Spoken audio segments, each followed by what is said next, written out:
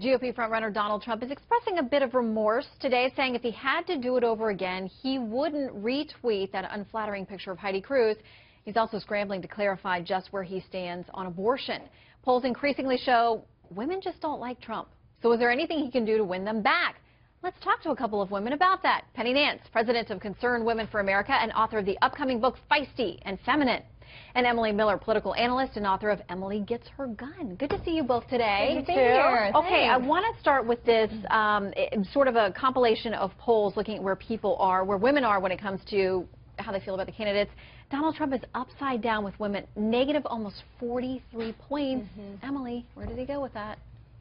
Well, Cruz isn't any better. I mean, no, he is. He's at negative 23, so he got him by 20 points. They're both in the negatives. But, you know, all of Trump's comments, and I mean, he sounds like a little bit of remorse. Like he knows the Heidi Cruz thing wasn't a good move. Maybe not the best idea. But Republicans always do bad with women. I mean, they never win the majority of women. They do better with married women, something we've been discussing, than single women. And granted, there's a way to go. But I think, you know, Trump's message, I think when you get into the general, right now we're in the primary and they're all going at each other and it's sort of unattractive.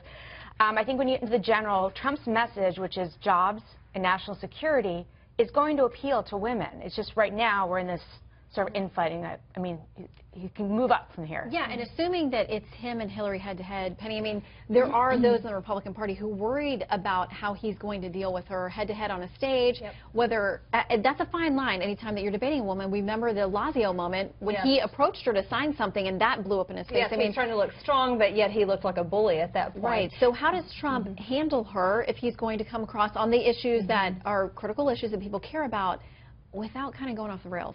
Well, and this is essential. Women have carried every presidential election since 1964, and so Republicans are right to worry. Romney lost women by 36 points, I believe, 32 points. And couldn't make it up. He carried married women, but single women, that's the block that they have to worry about. And Trump's at 50, loses them by 52 points. He'd have to win white men by 70%. Ronald Reagan didn't even do that.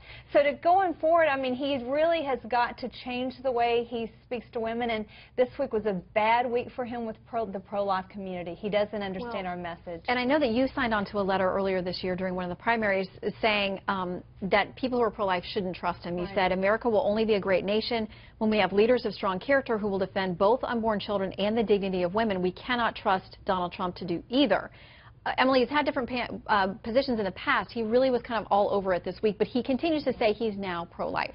Do you think people are convinced? Yeah, and I was just talking to the campaign, and they're saying he is pro-life and strongly pro-life, and that's where he stands. And I know someone he doesn't know what that means is the problem. I don't think he understands what he said this week, obviously with Chris Matthews, who has an agenda, who wants Hillary Clinton elected. So I mean, he's walking into sort of a trap. However, I mean, I think it's worth debating here. What Donald Trump said is this is a crime. The pro-life movement believes this is murdering a baby. Why are women who are committing this crime not have any kind of punishment? Why is that such a horrible thing to say to the pro-life movement? Because we strongly believe that, like Alice Paul, when the early suffragists said that abortion is the ultimate exploitation of women. Somebody else said, a woman doesn't want an abortion like she wants an ice cream cone or a Porsche. It's like an animal gnawing off its own leg in a trap.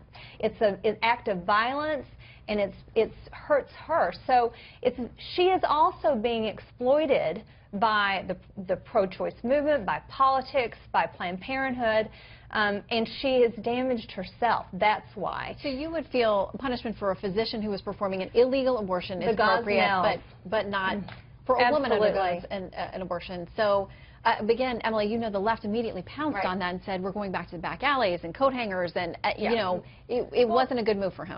And speaking to the Trump campaign, as they've said, he has backpedaled from that position and said it should be the doctors. However, they do point out that personhood is up for debate in a lot of the states. Whether a woman who is pregnant is murdered, that's committed to murders, and you know, also this is not from the Trump campaign, but why do we look at, say, women and say, oh, they're just victims? They didn't decide, they didn't choose not to have this extra child. They didn't choose to have it's inconvenient in their careers or their family life.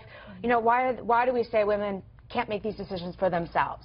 And that's really the argument the left made to me on PBS this week, that somehow we've got it wrong. But I would say that pro-lifers are the most compassionate towards women. We see these women as hurting and broken that we need to love and give other options to. All right, we've got to leave it there. And as Emily pointed out, all of the Republican candidates have some room for improvement with female voters. So we'll see. Well, we can have 3. They can work for us. We'll work to get our votes here. Good to see you guys. Thanks for coming in. Thanks for coming.